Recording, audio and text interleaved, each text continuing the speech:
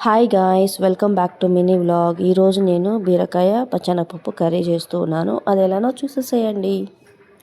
దానికోసం ముందుగా పచ్చెనపప్పుని గుప్పెడు 1 అవర్ వాటర్లో సోక్ చేసేసుకోవాలి.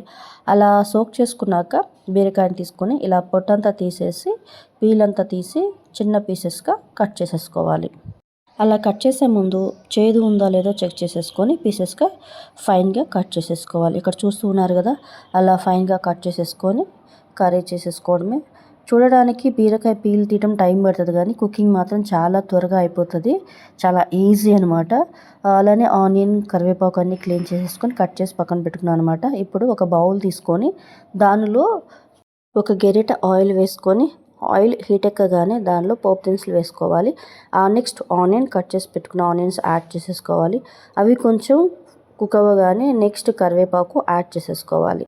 ఇప్పుడు ముందుగా మనం సోక్ చేసి పెట్టుకున్న పచ్చెనపప్పుని యాడ్ చేసేసుకొని ఒక 5 మినిట్స్ కుక్ చేసేసుకోవాలి. అలా కుక్ చేసుకున్నాక వెంటనే మనం కట్ చేసి పెట్టుకున్న బీరకాయ పీసెస్ని దీనిలో యాడ్ చేసేసుకోవాలి. ఇలా యాడ్ చేసేసుకొని మొత్తం ఒకసారి మిక్స్ చేసేసుకోవాలి. సో అలా మిక్స్ చేశాక ఇదే టైంలో చిటికెడు పసుపు, అలానే టేస్ట్కి సరిపడా సాల్ట్ యాడ్ చేసేసుకొని మొత్తం ఒకసారి మిక్స్ చేసేసుకొని మూత పెట్టి కుక్ చేసేసుకోవాలి. అలా 10 మినిట్స్ కుక్ చేసుకున్నాక ఇదే టైంలో టేస్ట్కి సరిపడా కారం యాడ్ చేసేసుకొని ఒక 5 మినిట్స్ కుక్ చేసేసుకొని స్టవ్ ఆఫ్ చేసుకోవడమే. ఎంతమందికి బీరకాయ కర్రీ నచ్చిందో కామెంట్ చేయండి. Thank you for watching.